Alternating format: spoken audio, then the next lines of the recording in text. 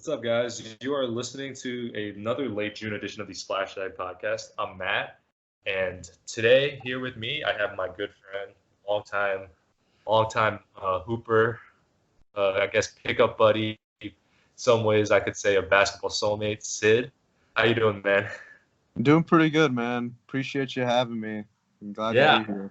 yeah. No, I'm glad you're on. Definitely really excited to talk hoops with you. Just for context, for listeners, Sid and I, we've been playing like pickup basketball for quite some time. But one of the, when I kind of first met him, like we immediately just kind of clicked in that we were both big fans of the NBA, and just since then, like I feel like each year he and I we like just talk more and more hoops. Kind of the more we watch, the more we follow, the better we understand, basketball. So I always really love chatting with Sid. I think he's really good. He's a very good. He has really good just analysis, insight, observation. So I guess Sid, just since the audience doesn't know you, the way I do, you can maybe spend like 30 seconds just talking about, uh, when you started watching basketball, what kind of drew you to basketball, and obviously I'm sure you'll talk about who you grew up rooting for and whatnot. Yeah. All right. So I was a big Dallas Mavericks fan as a kid growing up. Dirk Nowitzki, he's my idol. Very, very emotional, surreal seeing him retire this past season.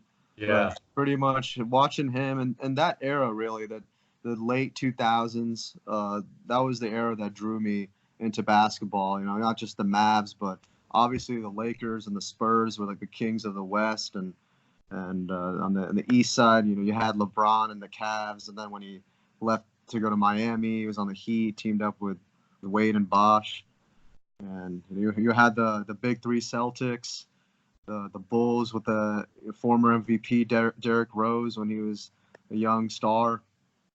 So just you also had the Magic, Dwight Howard. So those that era of basketball, when you had about 8-9 teams that were realistic contenders for the championship, that was always so. I remember being so drawn to that competition and the playoff battles. Yeah. Community that existed back then. So and of course, I mean, I still enjoy basketball to this day, and so seeing that transition has obviously been very interesting. Where you have the Golden State Warriors, who became a dynasty, and you had LeBron on the returning to the Cavs, and now he's on the Lakers, and of course this past season with the Raptors, surprising a lot of people. So, Yeah.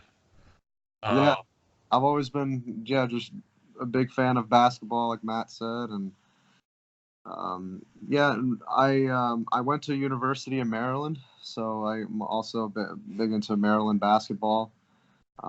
So yeah, Matt and I we went to a Maryland basketball game together. Yeah, that was actually my first game, like ever, college or pro. Oh yeah, this was when Melo Trimble and Diamond Stone and that crew, they were projected to be title contenders. So definitely a lot of intrigue during that time. So yeah, so go Terps, go Mavs. Yeah. Just not to go on too far of a tangent, but I was born in Maryland, and then obviously Sid being a good friend and being at Maryland when the basketball program returned to relevance. I feel like, I try to be pretty objective for the most part when watching, but there's definitely a special place in my heart for Maryland, for Maryland basketball, especially because, like I said, the first ever college or pro game I went to was when Maryland was ranked number 2, and the game was on ESPNU, and we got free shirts, and that was just a really cool experience for me. So, but yeah, I guess I brought you on to talk about the NBA. So to start off, kind of like you mentioned, the Raptors recently won a title, and like you said, I think it wasn't like this crazy shocking, championship. Like Right. I think there were people definitely saw them as contenders, but they definitely were not the favorites. In fact, I don't even think they were the favorites from their own conference. So I think everyone, I think the whole sports world we've talked has, the two devastating injuries to Golden State's players have been, discussed and hashed out at nauseum. But aside from that, what were some of the big, I guess, takeaways or takeaways and thoughts that you had about this past NBA Finals, which, injuries aside, I thought was actually a really good finals.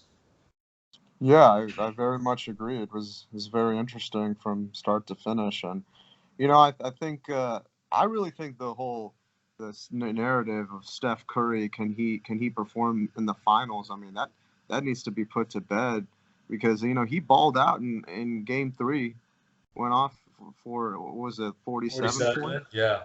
Yeah, I mean, he stepped up, and that's a tough situation for him to be in. I know people are gonna try to throw that narrative of, oh, you're not, now you know what it's like to be LeBron, but to when you're so used to playing with Clay as your backcourt partner, and then of course KD being out, that's a big blow as well.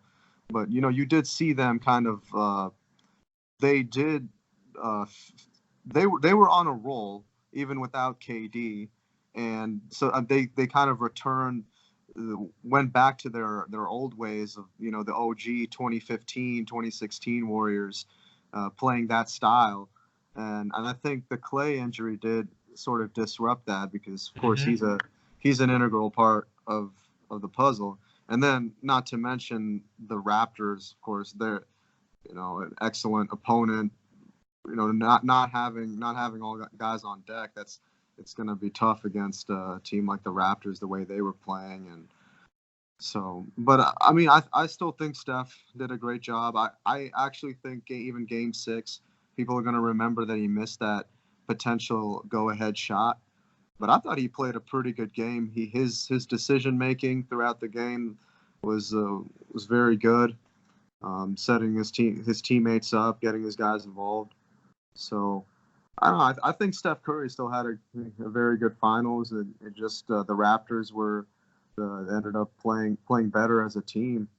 So you got to give credit to obviously Kawhi, being the MVP of the finals. But Kyle Lowry, he's another guy. There was a narrative being a choker, and he certainly stepped up and played his heart out. And Pascal Siakam and Serge Ibaka, he kind of had a vintage series, and because Marc Gasol, his veteran leadership, being that anchor. So yeah, just my takeaway is the Raptors, they were a very complete team, and Golden State definitely ran into a great opponent that, the injuries, it's going to be tough to overcome those big injuries when you face a team like the Raptors. Yeah. I actually, for the most part, I'm in agreement with you. I actually think that this idea of Steph, this narrative that's I guess some of his critics will use, that he doesn't play well in the finals. And I actually talked to your buddy Gary about that. But so what I find very interesting is people, heading into this finals, obviously, there's this kind of cloud of, will Steph finally get his finals MVP because KD was obviously out? Mm-hmm. What I find really interesting is Steph actually played pretty well in the 2015 finals.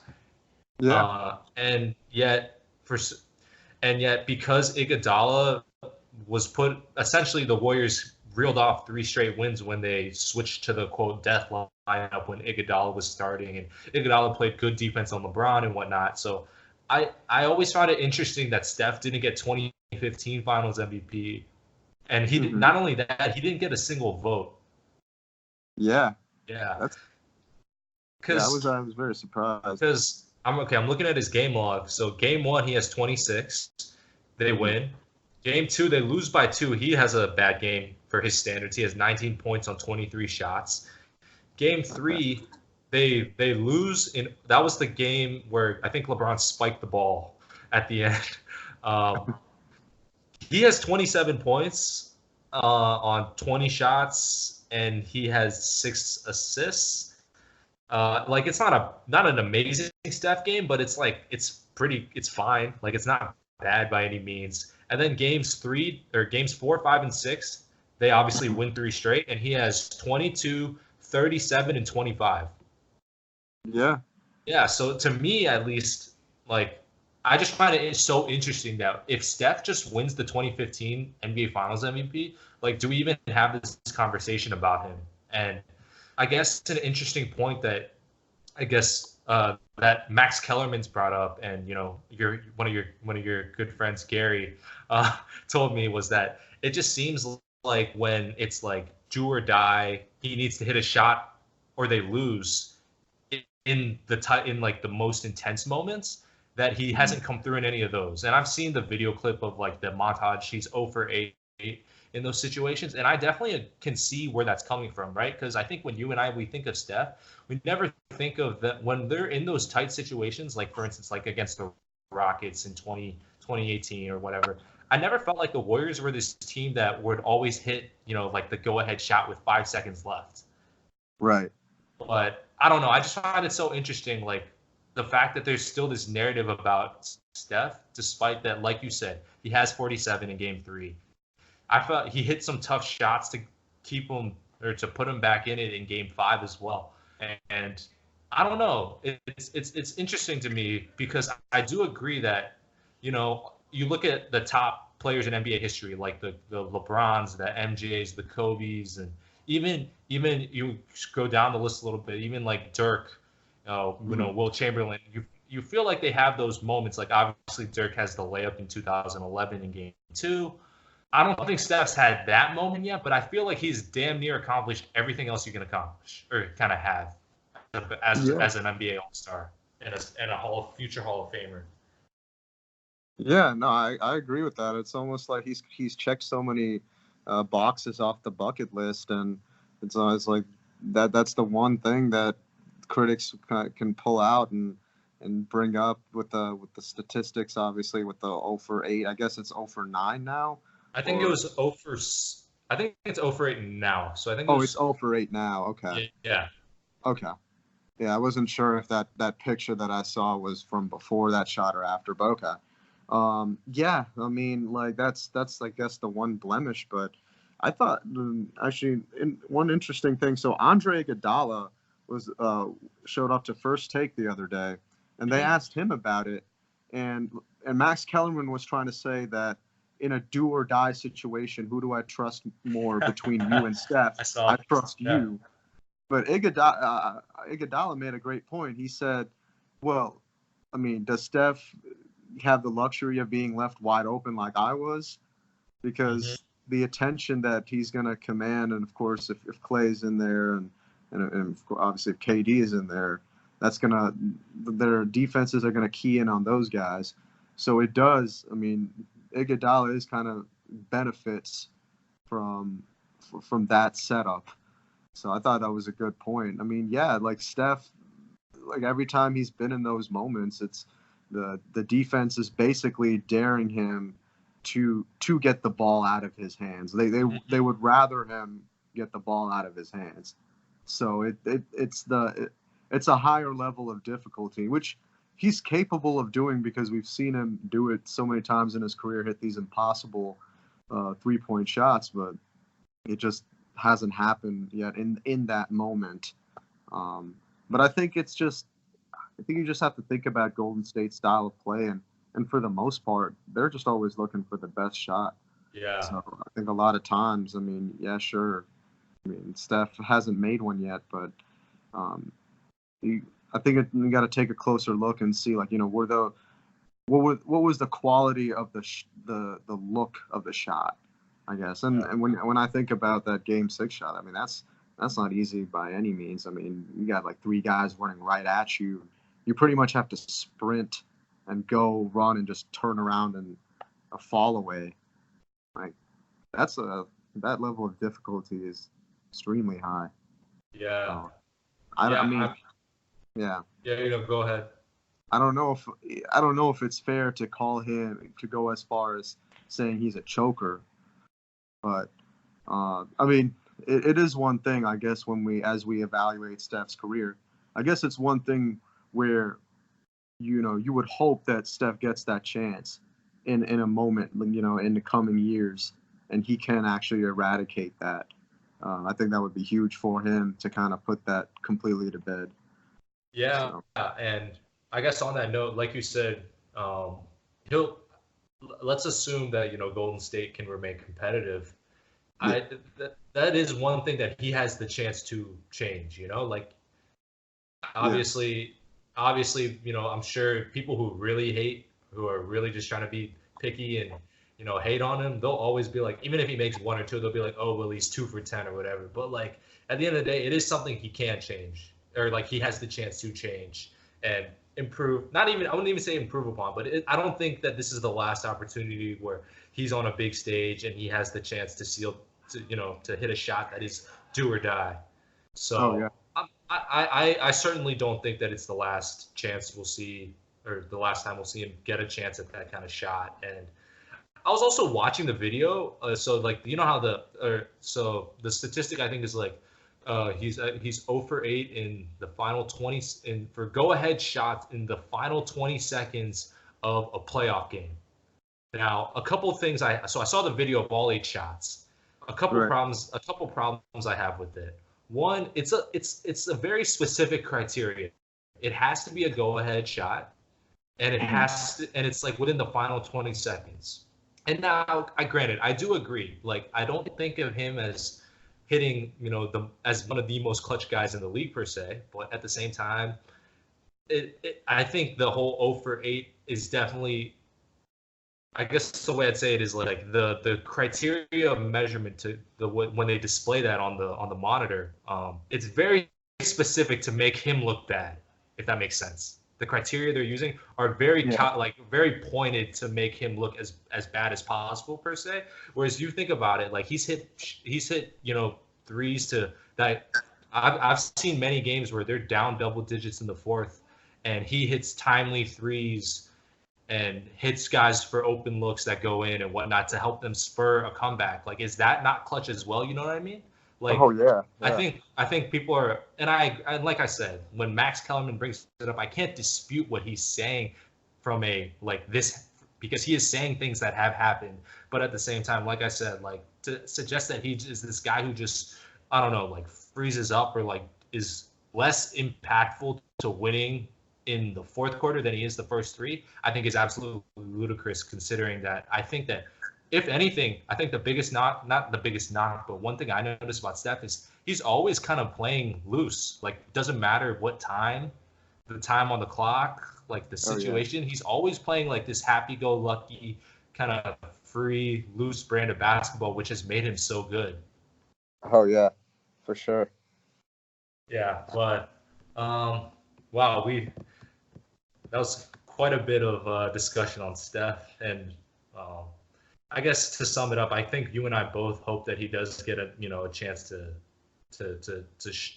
play on that big stage and in those intense, the highest stakes of moments.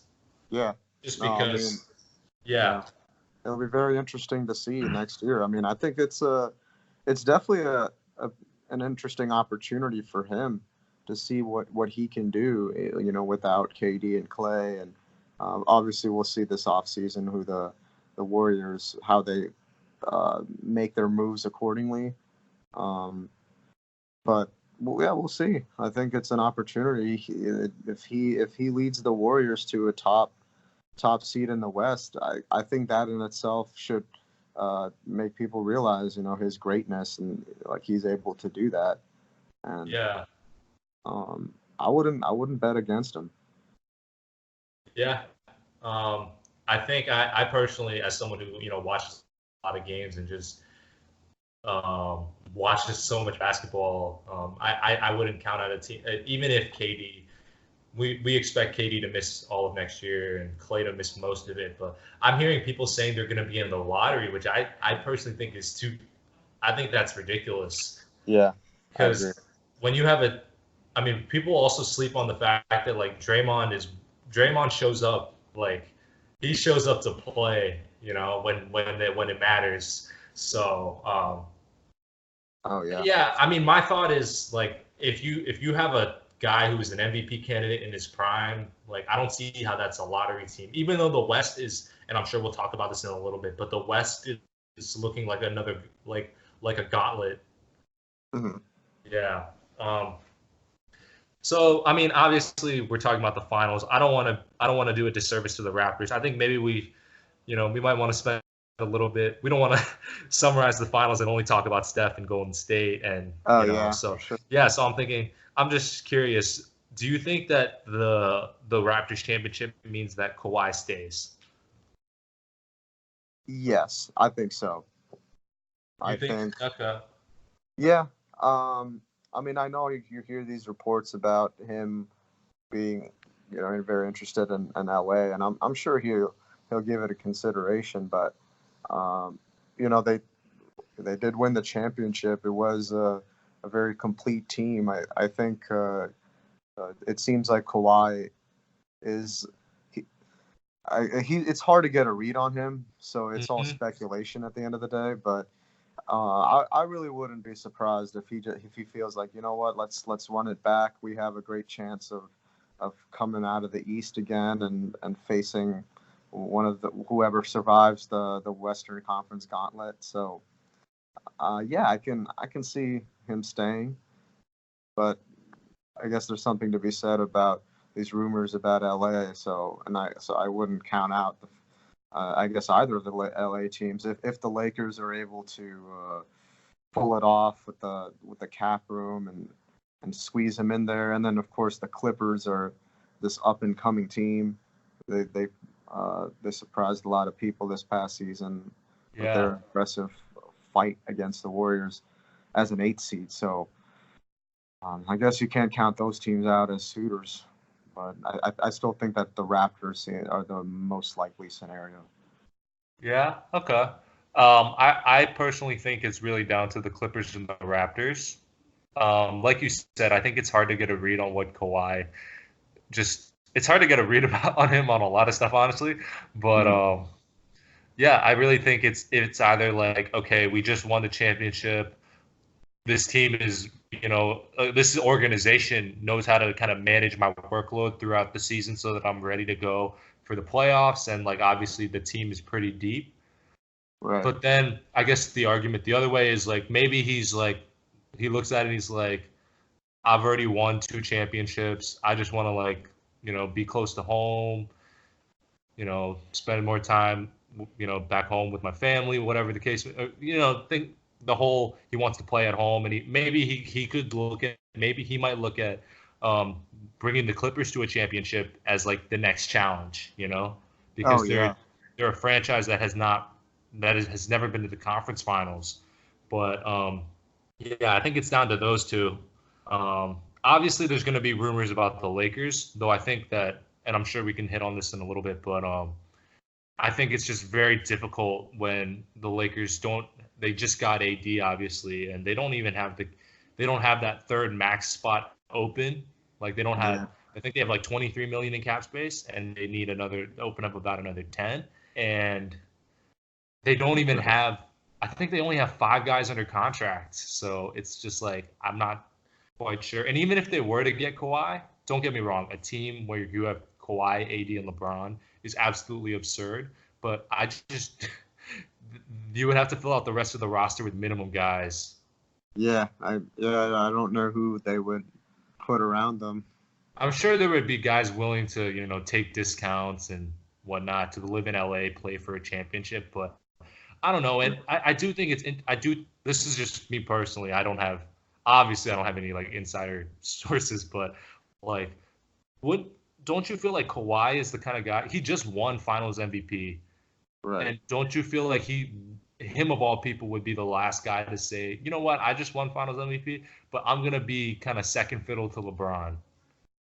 Yeah, I Yeah, completely agree with that. I mean, I was I was of course pretty doubtful of the Lakers, but yeah, I mean, um, there's still some reports, so I guess I mean maybe he'll give it a consideration. But I yeah, agree. I mean, if I had to I yeah, bet on it, I would not think that he'd want to be in LeBron's uh, like LeBron's wingman yeah. after basically being like you know you're the reigning champion. the reigning MVP.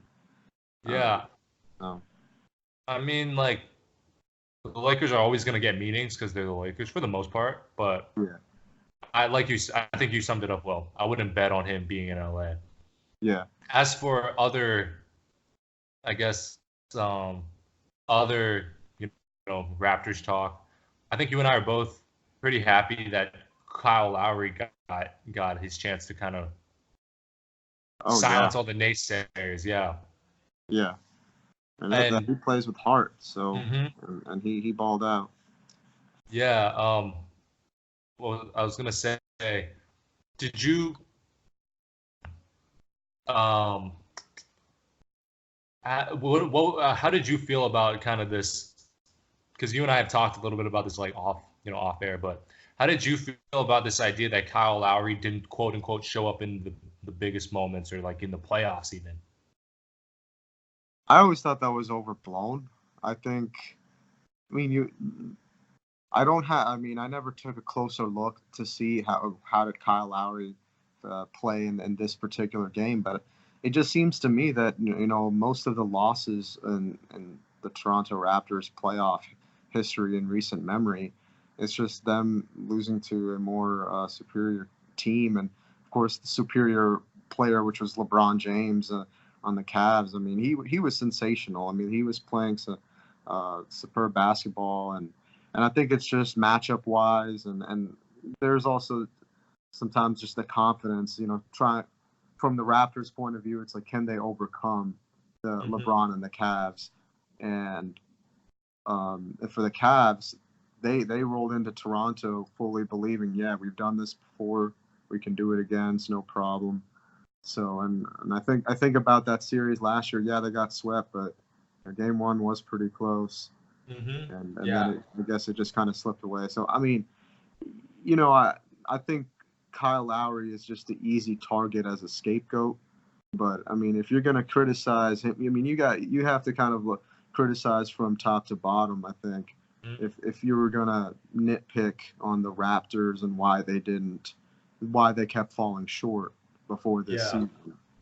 So Yeah, and I kind of like you said, I think from 2016 to 2018, they lost to Cleveland 3 straight years. The yeah, only time where I felt like they were supposed to beat Cleveland was 2018. yeah, And I know they got swept, but like you said, game one was close. And I will say, if you want to use the word choke, maybe they choked it away in game one yeah. and then the rest of that series. But like when people will always say like, oh well, he chokes. They always lose to Cleveland, but it's like, dude, like 2 of the 3 years, like Cleveland was the better team that was supposed to win, So Yeah. I think like in 2017, not to go too far of a tangent, but in 2017 when they got swept by the Cavs, Kyle Lowry I think he was injured for 2 games, and he in the games where he was healthy and playing, he like put up numbers. Oh yeah. So I don't know. Like I'm definitely happy that for him. I actually saw today that his grandmother had passed away around the time of the finals, Oh and wow. that was just kind of kept pretty low key. Right. Yeah, so definitely happy for him, and he's an NBA champion now. No one can really take that away from him. Oh, definitely not. And I hope people remember the fact that he did show up in the finals because I mean, critics might still point to the fact that hey, he had Kawhi, he had these guys around him, but which he did, but he came through, and especially of course the closeout game. He was sensational in the first half of that game and hit some big shots. So Yeah, he was I'm, on I'm fire in Game 6. yeah, That first 3 minutes, he was hitting everything. yeah. So I hope that lasting memory definitely sort of puts that to rest. That he doesn't show up when they need him to. Yeah, I agree. I'm definitely happy for him. Yeah. Do you think? I think Marc Gasol can opt out this summer. Oh, okay. Yeah. So do you? Let me. Yeah, I think so because he was a free agent in 2015. He signed a 5-year max. I assume he has an option for this summer. So do you think Okay. he's gonna? I think we would both anticipate that he opts out, right? Yeah, I can see that. Yeah. Do you think there's a scenario in which he says like he asks to be paid more than the Raptors are willing to pay him? Because I feel like not to say that Marc Gasol is expendable, but they do have two other solid. They have a solid big man in Serge Ibaka, and then they Mhm. have Pascal Siakam, who's a rising star in my opinion. So I don't know. I do feel like the Raptors won't be too desperate to give him a max contract. I agree with that too. I can't see the Raptors giving him a max. I think it would have to be a case of they, you know, taking a pay cut, um, assuming assuming that he might get max offers from elsewhere. I think it would have to be a scenario in order for him to return to the Raptors. He takes a pay cut, and it's like he just won a championship. We got a winning culture here, and you're still valuable to us. It's just you're also aging, and we do have these two other big guys, so it's really just a matter of strength and numbers. Yeah. So yeah, So I'm looking it up now. He's gonna make if he opts into his contract, he makes 25.5 million next year. But if yeah, he so what I could see happening is him opting out, but then Toronto giving him a smaller annual salary but a longer contract. yeah. That would make sense. So like maybe like a 4 year 88 type of thing where he's getting 22 a year, but it takes him to obviously, his late 30s. Right. Yeah, Yeah, I could see that. I can definitely see that too. Although, yeah. And he seems, I mean, given his loyalty to Memphis all those years, he definitely seems like the kind of dude who would strongly consider, returning to the Raptors after this past season, and probably the brotherhood that he's sort of formed with some of those guys. Yeah. So, yeah, I could It'd see. be I would kind of laugh if Powell shot him like a text or something and was like, "Hey, you got one more to go before you catch me." And then or even if maybe it would be kind of funny if they were just had a competitive brotherly competition where he was like, "Man, I got to repeat because Powell repeated, 10 years ago." Oh yeah, that's right. Yeah, that would be Actually, pretty crazy. I mean, for a long time, and I kind of thought, Marcus All might retire without a ring, which it's a little bit unfortunate given how great of a player he's been. But so yeah, definitely happy that it's definitely really cool. The first brothers to to win win. championships. I can't Yeah. believe no. I mean, you would have thought that in 70 years of the NBA, there was at least one, you know, sibling pair of brothers that won. But Yeah. I was definitely surprised that they were the first. But Yeah. definitely a cool thing. And they both won their first championships like 10 years apart. Oh, that's right. Yeah. Yeah. 2009 and 2019. Yeah. And ironically, both of them were mid-season trades. Well, Powell's first year he was traded midseason, or first year with the Lakers he was traded midseason. They lost to the Celtics in the finals, but I Right. do think they've had sort of similar. Not, I wouldn't say similar. There's some parallels between their careers, but it's just kind of cool because they're both obviously great players, future Hall Yeah. of Famers, brothers, obviously. Yeah. Yeah. I guess if Marcus All gets that second ring, then it would be the same thing like Peyton and Eli Manning in the NFL. Yeah. Both got two rings Do you each. think this is just random, but do you think Mark or Powell, who's had the better career? I guess Mark's not done yet. Like Mark still has a couple solid years left, but I don't know. Feel like do you feel like Well, it's I think Powell? I would go with Powell. I would I would go say with Powell that as well. yeah, I would say because I mean, just looking at their career trajectories, so Powell was actually still in his prime during the time in which the Lakers, well, they went to the finals 3 straight years, and obviously were back-to-back champions, and he was an integral part of that team. I mean, and you think about the matchup he had in 2009 going against Dwight Howard and Rashard Yeah, Lewis, and then the following year, of course, Kevin Garnett and Perkins. and Big Baby Davis. I mean, those were some real tough matchups, and you did it 2 years in a row.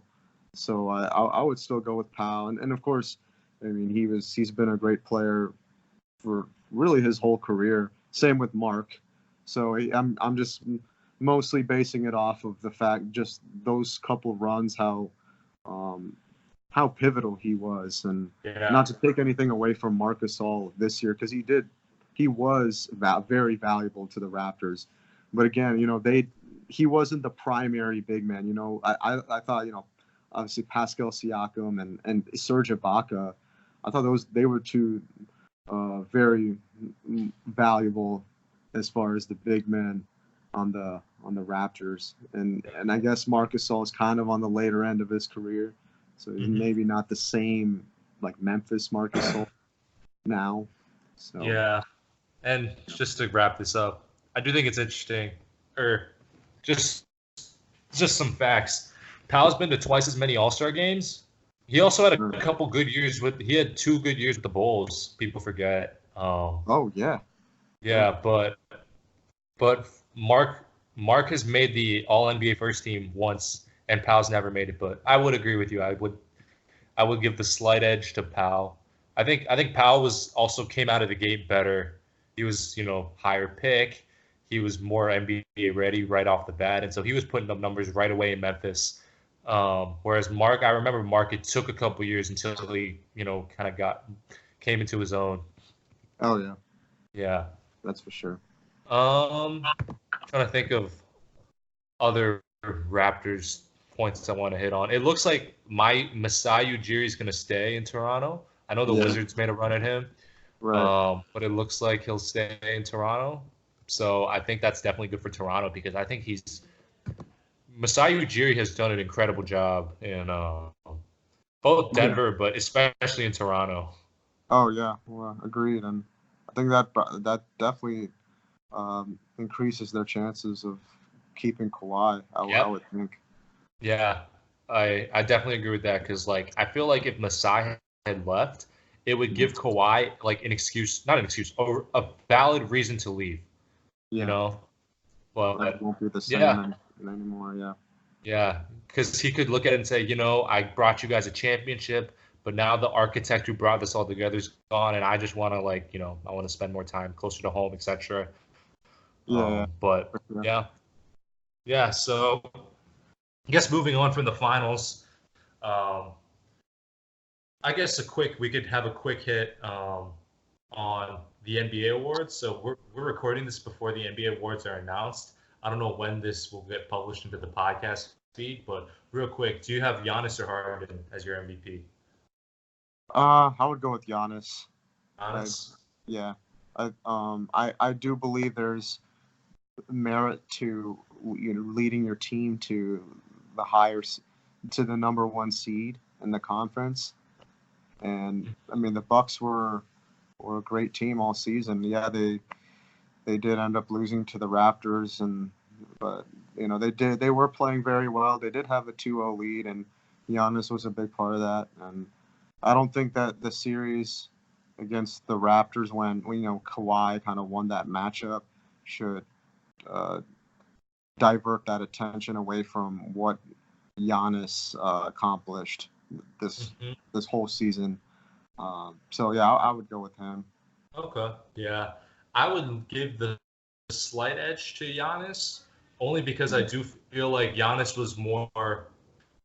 James Harden's peak this season was better than Giannis per se in terms of the MVP caliber, but I also do think that first 2 months of the season you have to hold against Harden a little bit.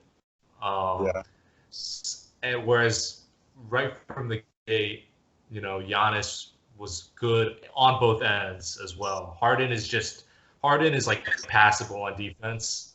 Giannis is a defensive player of the year candidate, so I also think you got to give credit for that. But that said, I also do feel like Harden should have more MVPs.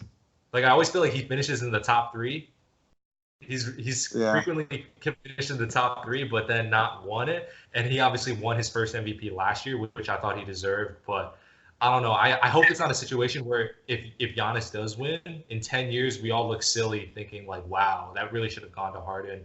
But for now, I would give it to Giannis. Right. Yeah. Yeah. I mean, I think. Yeah, I definitely agree with the part, just the two-way player, and yeah, I mean it does. Like, I guess when you really look at it, like Harden has been kind of just he's close enough, but didn't get it. Not just this year, assuming if Giannis gets it, but 2 years before that with Russell Westbrook, and then 4 years before with Steph Curry. Yeah. Yeah. And you know how I feel about this 2017 MVP. I think Yeah. in the moment I wanted Russ to win it, but I think in hindsight, the more we look at it, it's really hard to argue that Harden wasn't the MVP that year. Yeah. I mean, I would have to agree. I mean, if I'm gonna stick with my argument of there's merit to like what the seeding or how your team finishes in the standings, Harden's team was the higher seed that year too, and Yeah, they beat and the Thunder. Yep, and on that note, or sorry, not to talk about this too much, but like that year, I think if you looked at like the Vegas over under for wins before the season versus what they actually were, the Rockets like overachieved by like 10 games, whereas the Thunder were kind of what we expected them to be. And yes, I really think, and I am not trying to use this as a slight on Russ, but I really do think that the narrative of KD left him and now he has this fuck you, I'm gonna go ball out and then average a triple double. I really think that narrative lingered with a lot of media members who were voting, and as a result, he won the MVP. And not to say he had a historic season, but at the same time, I really do think if you want to look at what we historically evaluate in terms of how we pick our MVPs, I really think Harden should have that MVP. Yeah, I would agree. Okay, to move on to some other awards, I think you and I both think Luka is going to be Rookie of the Year. Yeah. Yeah. For sure. Do you have a strong opinion on Defensive Player of the Year between Giannis, Paul George, and Rudy Gobert? That's a tough one. I don't have a strong argument for either one. I mean, if either of the three were to win it, that wouldn't have a problem, of course. I know Paul George was playing extremely well this season, and then he had that injury setback. Mm-hmm. So I'm not sure. I mean, I know from an offensive production standpoint, he had a drop off. I'm not sure how that impacted his defensive efficiency. Yeah. Obviously, Giannis was sensational, and Rudy Gobert has been the anchor of that. The Jazz, their defensive, they're collectively a great defensive team, and Rudy Gobert has a lot to do with that. Yeah, I don't have an issue if any of them win. I'm kind of with you on that. I guess quick note on the Jazz, no pun intended. They just got Mike Conley, and I think that's going to be I think obviously Mike Conley we know is one of the better defensive point guards in the NBA, and he's also one of the true floor generals of the NBA. Right. So, and he's by all accounts, a fantastic teammate. So I really think that's a great addition to maybe move Utah from like a good Western Conference team to potentially elite. Yeah, I have to agree. That's a perfect fit, and he definitely, I'm sure he'll come right in and they'll hit the ground running with him as their point guard. So yeah. So I guess on that note. Maybe we just hit on the finals. We talked briefly about the NBA awards. Free agency is in about 10-ish days, so I don't want to maybe talk too much about that because I feel like a lot of the news right now is kind of it's just rumors that we kind of have been hearing for quite some time. For instance, we all think Kyrie's going to Brooklyn, etc. So, right. So before we kind of briefly hit on maybe a little free agency, I think one thing I want to talk to you about is the landscape of the NBA. Obviously, there's going to be big dominoes to fall in free agency, but like we alluded to earlier, the Western. I honestly think the state of the NBA right now is as competitive and like wide open per se as it's ever been since I followed the NBA since maybe I don't know. I don't remember there being heading into a year where I felt like there were this many, where there were so many teams that I thought could reasonably make the playoffs, and even a decent amount to reasonably contend. What do you think? Yeah, I agree. I mean, I can't remember. Maybe the closest would be 2014, as far as the recent memory goes, Sure. when you had the Spurs, you had the Thunder, you had the Clippers, and those were the three. And then of course Golden State emerged. So Yeah. you had those And four Cleveland. teams. There was Cleveland who had just gotten LeBron back. Yeah, Cleveland, and then of course the Bulls. They had just added Gasol, and so the East was also. And then, of course, that was the Hawks ended up having a great season. Of course, people didn't see that coming, but yeah, I think during the progression of that season, you had a handful of contenders you could point to. Even the Dallas Mavericks at that one point were seen as a team that could be on the come up. With, of course, that was when they did the whole Rondo experiment. And they had a pretty good team, and people thought if they get their point guard, they can kind of push their way to the West elite. But yeah, I think as far as just the going into the season or mid-season and feeling like there's a bunch of teams in the mix, I think that's probably the last time there were that many. Now of course it's even more, and the Western Conference. It's like there's so many teams that can possibly make the playoffs. That's going to be a tough one to pick, I would say.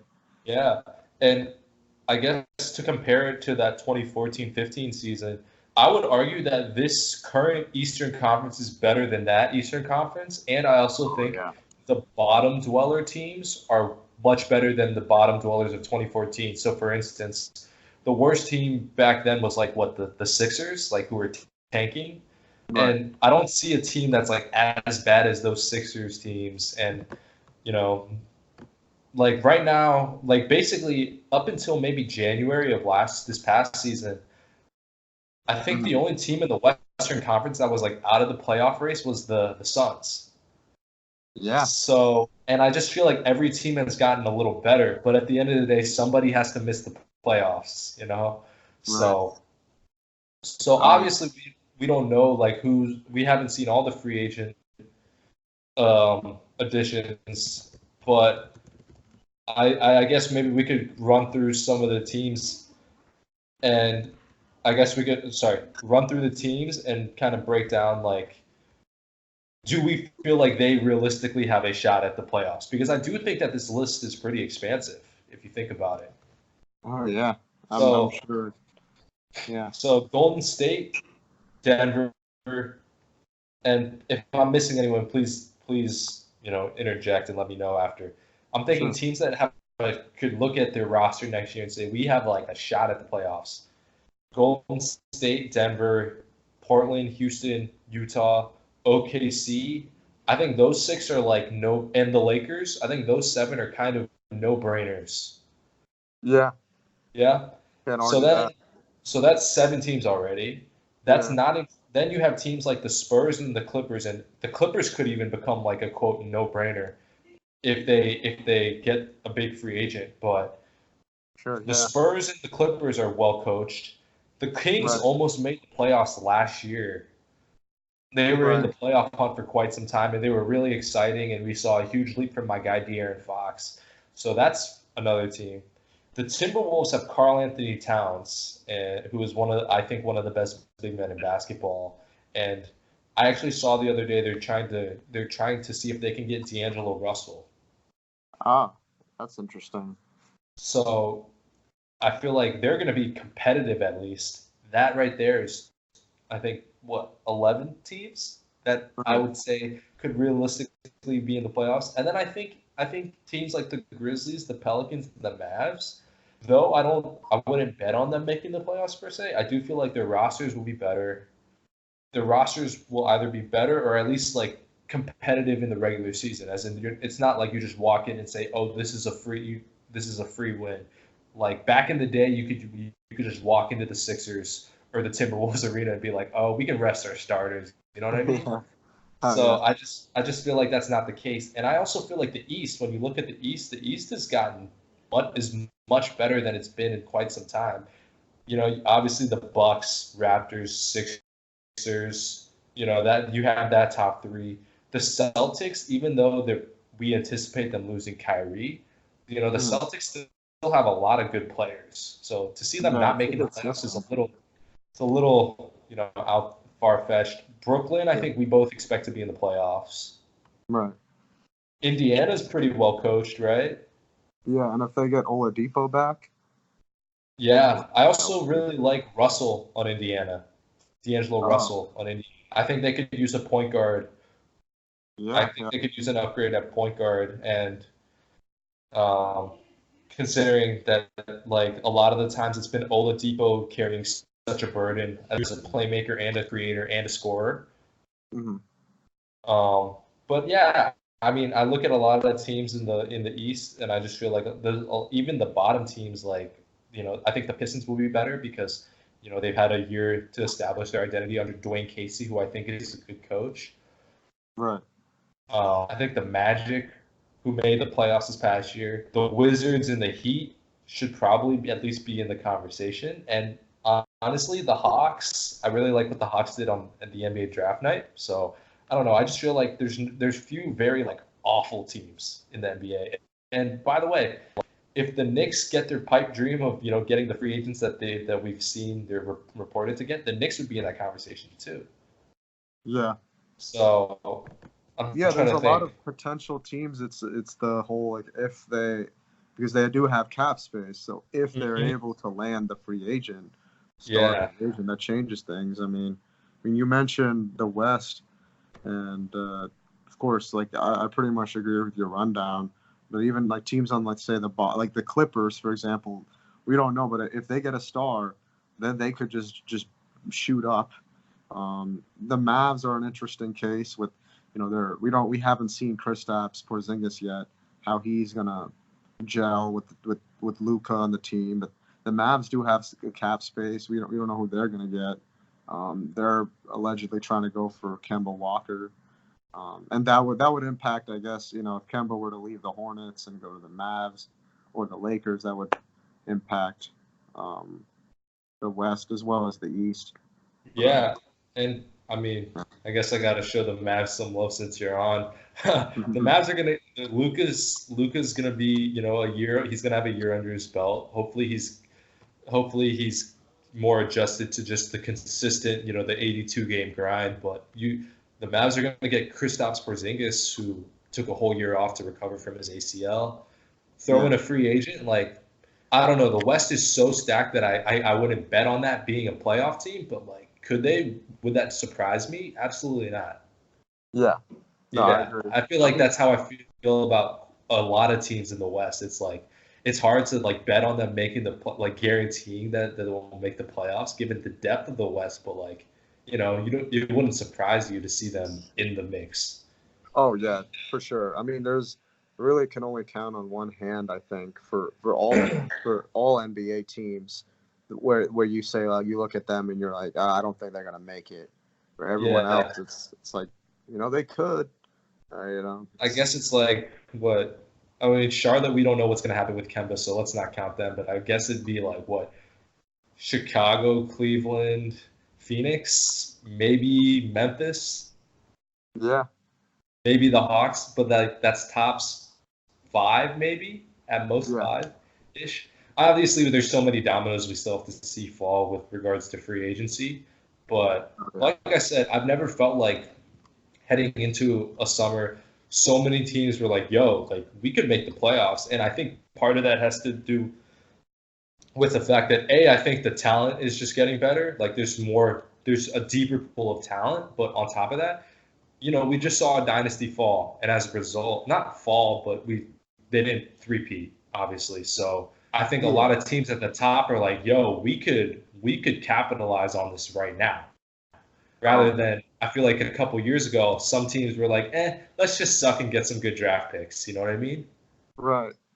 So I guess it might be the case of the reverse tanking where a lot of teams might have this aggressive mentality, we need to win now kind of thing. Yeah. Obviously, the Lakers have to have that because not only just the situation, but the fact that LeBron is, he's not getting any younger. He will be 35 this year. Yeah, and they mortgaged their future basically for Davis. Yeah, for sure.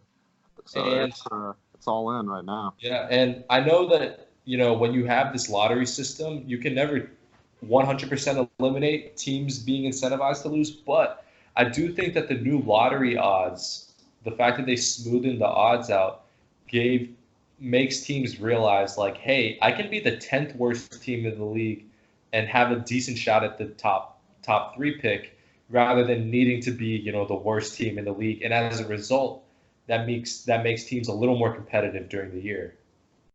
Oh, yeah. Yeah, because I definitely felt like it wasn't until maybe like late March, April where teams were like, you know what, let's just play our like third string guys, Yeah, no, like that definitely became less common in the last couple of years, which is a good thing. You definitely like to see the guys completely in on trying to win the games, just for the sake of healthy competition. Yeah, and on top of that, I think teams look at the Raptors, and the Raptors didn't have a single lottery pick on their team. Yeah. And the only player that the Raptors actually drafted was Pascal Siakam. So who was a late first round pick. So it goes to show you, like, yes, it helps if you have a superstar, which you theoretically are more likely to land at the top of the draft. But at the end of the day, if you want to be a contender, you need to have smart management that makes smart free agent signings and a good coach that can get the most out of guys 1 through 15. Yeah. And I think that's always been the case, but I think now, like, people are starting to realize, like, I can't just suck. I can't just create a sucking, losing culture, get the first pick, and expect things to just magically turn around, Oh, yeah. Yeah, like, I guess hopefully we won't be seeing too much of trust the process. Yeah. I guess speaking of the process, I guess to quickly talk about who do we think are contenders for next year? Because I guess I'll ask you this: would you consider? And I guess by contender, let's say, let's hit it this way: which front offices should, at this moment in time, be saying, "Hey, we realistically could be one of the favorites to win it all next year if we." Right. I'm thinking Milwaukee. Yeah. Milwaukee, certainly they got to be thinking about the window and just they had a great year, but now it's a time to try to kind of rekindle that and have another go at it, swing at it in the playoffs. Yeah. If you're the Sixers, obviously, you got to be thinking about how you went to a Game 7 against the Raptors. It came down to that final shot. Yeah, they really could have won that. Yeah. So Philly, you got to be thinking that. Toronto, obviously, you just won, so you got to focus on just defending that title and just because you won, you got to come right back. What about out west? Sorry. You had more in mind beyond Milwaukee? I think I would actually just go with those three that I mentioned in the East. So yeah, for the West. Of course, the Lakers, which they're already in progress of that, given that they just traded for Anthony Davis, so they're obviously in that mode. Golden State, it's interesting because they probably have to. They're probably thinking more so from a longevity standpoint. Of course, they're a dynasty that's kind of suffered a setback. So it'll be interesting to see how they approach it. So I don't know if I can put them exactly in that category. I feel like they might be somewhere in between. And then aside from Denver, of course, they were the second seed last year with Jokic, and that's a young team. So, but they have to also be thinking that they're up and coming. They have a window. Yeah. Houston, not really sure. You're hearing all these reports, so Yeah. I'm not really sure if it's going to blow up, or are they going to just make another aggressive move and just try to make just go at it, knowing that the Warriors are not going to be the same next year. But Daryl Morey, he's of course he's always trying to always make making moves. Yeah, so I do expect Houston to try something crazy. Yeah. I guess on that note, who if you had to, make a prediction right now, who do you think would finish with the best record in the West next year? Oh, I think that's Denver. Tough. I could see that. Because Denver, I think most of their guys are going to be back. The young guy, most of them will probably be a little better. They probably got some good playoff experience this past year. They're going to, I don't know, call me crazy, but like I said, the West looks like an absolute gauntlet next year. But at the same time, I also feel like there's 8 different teams that I could also realistically see finish in the top 2 or 3. Oh yeah, for sure. The Clippers, if they get a star, they might just quickly ascend to one of those. I don't know. Is it crazy to think that Utah could be the second seed next year? Not really. I mean, they got a great team. They got a great team with an identity, a good coach. They have their superstar. They have their star in Donovan Mitchell, who's going to have a little bit less of an offensive burden this year with Mike Conley, and then obviously they have the big guy down low, anchor the defense. So I'm very excited to just see like you said, this healthy level of competition. Now I definitely no one ever wishes for injuries, so it definitely sucks that we're not going to see Klay Thompson and Kevin Durant play much next year, but that Klay injury, I know I've told you this before, but just that Klay injury really made me sad on so many levels because I think he had played 28 minutes and he had 30 points, and yet he it didn't seem like he had a single heat check stretch. It just seemed like he was consistently hitting everything. Yeah, no. Yeah, it just made me sad. Yeah, because we would have. I feel like if he had stayed in that game, if he didn't get hurt, there was a really good shot that the series would have gone 7. And I don't know. This is just really made me sad to see live, real time. Yeah, same. I mean, you hate to see it, and just the fact that it's a torn ACL and it's a whole year thing. It sucks. He's an excellent player. He's super fun to watch, in my opinion, and seems like a very good dude. So you just hate to see it happen to him. Yeah. Won't forget how he quickly turned around, knocked down those free throws. Apparently he thought that he could still play, which was the most Klay thing I've heard. Yeah, I guess running on that adrenaline.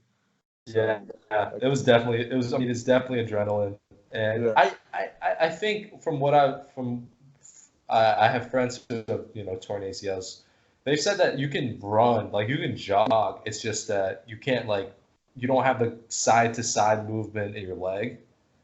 Yeah. So hypothetically, it wouldn't have been like he would have had to walk and been stagnant that game. But I mean, obviously he did the right thing to hit the free throws and then sub himself out.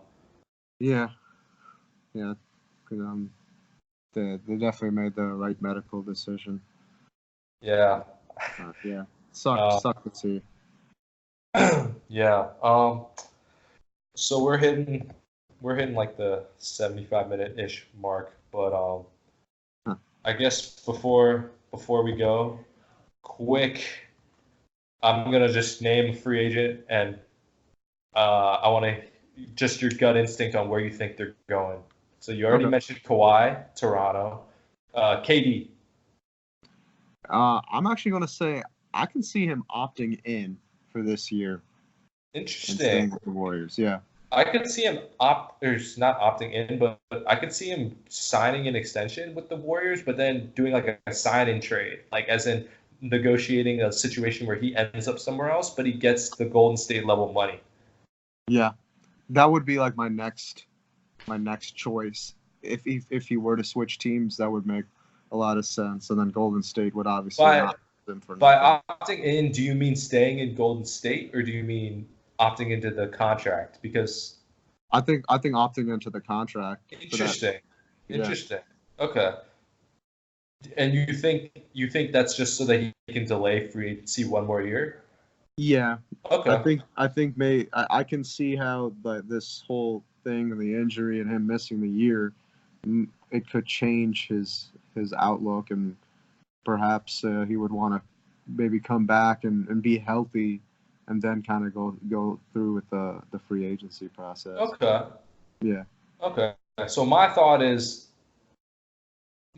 on that is I agree with the starting point, but I think that would change I guess I would have the reverse course of action though, because I think if I were him, I'm thinking like, shoot, this might be my last big payday, and maybe he wants to grab the money now. That was just my thought, but that's a good point. But at the same time, I definitely see him. He's definitely going to look at this next year as like a year to obviously get healthy, and any team that signs him, it's going to be kind of like a transition year, I guess is the way I'd put it, regardless of where he goes. So that's interesting. Sure. Okay. Kyrie. That's tough. I mean, if I don't think Kevin Durant is going to Brooklyn, it's hard to see like both Brooklyn and Kyrie. It's like that pairing being as likely. But if the reports indicate it, I could still see that happening. Yeah, I'll probably have to agree with you on that. I definitely think that Durant going down hurts Brooklyn a little bit. But I definitely think he's gone from Boston. Yeah. So if I have to give a favorite, it's probably going to be the Nets. But yeah, at this point, who knows what Kyrie's thinking? Yeah, he's another guy. He's another guy that's really. I think he's hard to read, but in a very different way from Kawhi. Yeah. I agree. Yeah. Let me think. Jimmy Butler. Ooh. Huh. Maybe Houston. Houston? Yeah. I think if he goes to Houston, I think it's going to be a sign and trade for Chris Paul. Sign and trade, yeah. Okay, I would go Philadelphia for Jimmy, but I do think Houston is in the mix. Okay. Okay. What about Kemba? Kemba. I'm gonna go with the Mavs. The Mavs. I'm gonna go the Knicks, but I have seen the report about how the Mavs are gonna target. I think it's Kemba and Middleton. Yeah. Okay. Okay, I'm trying to think. Middleton. I think Middleton stays in Milwaukee. Yeah, I think so. Okay. I'm trying to think the other notable free agents. Oh, this is a really tough one. Cousins. Actually, I think the Warriors are going to try to keep him. I think he showed some flashes as well. Yeah. You know what would be really funny, crazy, is if the Pelicans could really use a center. I know they want to have a veteran center play next to Zion. It would be so funny if Cousins went back, but I think he's burned that bridge. Yeah. Yeah, I think he probably feels like there's some unfinished business. I mean, he does, like, he wasn't able to get his ring, so I think he would definitely want to stay and just in that winning culture that the Warriors have established. And he did get more playing time during these finals, and I thought he stepped up. He started to see some flashes. He hit some big buckets in Game 6 when they really needed it to like keep him in it. Yeah. Yeah. Unfortunately, he missed some free throws. I think he missed some. Unfortunately, he missed like I think 2 free throws. But other than that, like I thought he was really, really good in the fourth quarter, which is obviously literally it was do or die for the Warriors. So and they didn't have. Obviously, they had just lost Clay, so they needed someone to step up. So yeah, I think. So you think Cousins stays in Golden State? Right. I would agree with that. Yeah, I would probably have to agree with that. Speaking of New Orleans in a center, I actually just did some Googling, and I'm seeing a report that says that if Marc Gasol opts out, that there's potential interest in New Orleans. Oh wow! So he'd be like that mentor for Zion. The center, the defensive center. Yeah. I guess we'll just have to see what happens with regards to whether he opts in or opts out of his Toronto contract. But last one I got for you is most likely a restricted free agent, D'Angelo Russell. Oh yeah, there's a lot of speculation and options. I mean, I would have said the Lakers, to be honest, because I would think that the two sides would want to, kind of rekindle that relationship, and of course.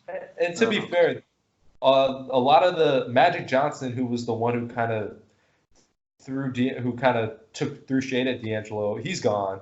Yeah. And all of his teammates from back then, they're gone. Yeah. So but go on. Yeah, I mean, I would say that, but then it's the whole complication of depending on how much he's looking to get, and will the Lakers be able to fit him, and along with whomever else. So, I mean, I guess I still wouldn't count that out, but that wouldn't be my top choice. So, yeah. That is real tough. I think it's Phoenix. Phoenix needs a point guard. I think they can open up some cap space. Right. Yeah. I don't think that'd be a great situation because, Phoenix obviously has been pretty dysfunctional the last couple of years, but restricted free agency, it gets ugly in that, a guy wants to get paid, and oftentimes he has to sign with like a team that might not be as great of a situation, but will pay him. Yeah. And then obviously there's the whole matching the contract and not matching that gets kind of ugly. But I think Phoenix, I wouldn't mind Indiana. I think Indiana's a good situation for him. But yeah, for sure. But yeah. I guess that's it with regards to the free agent, the top free agents I was going to mention and kind of ask you about. But I guess, like I said, we're this podcast. We've been doing this for almost 75 minutes now. So I guess I just want to thank you for being on. Oh yeah, thank you so much for having me, man. This was a good talk. We'll talk. We'll talk plenty for sure on and off the record. Obviously free agency's coming up, so I'm sure there's going to be all sorts of Woj bombs that and we're now in different time zones, so I feel like we got a good. I feel like if there's like an early morning, like like 7, 8 a.m. like Eastern time, Woj bomb, you'll shoot me the message, and if there's like a 3 a.m. Eastern time Woj bomb, I can shoot you the message. Yeah, it's more 24/7 now. Yeah, man. But like I said, I want to thank you for being on. We'll talk. I'm sure I'll have you on plenty very soon. I plan to have you on if your schedule permits. Yeah, sounds good, man. Thanks again. It's always fun to talk hoops. Yeah, thanks for being on, and I want to thank the audience. Thank you for listening to this episode of the SplashTag Podcast. If you haven't done so already, please subscribe on YouTube and/or the podcast app on the in the Apple Store or on your iPhone or Apple device. Once again, I want to thank my guest Sid, and thank you guys for listening, and we will see you guys soon.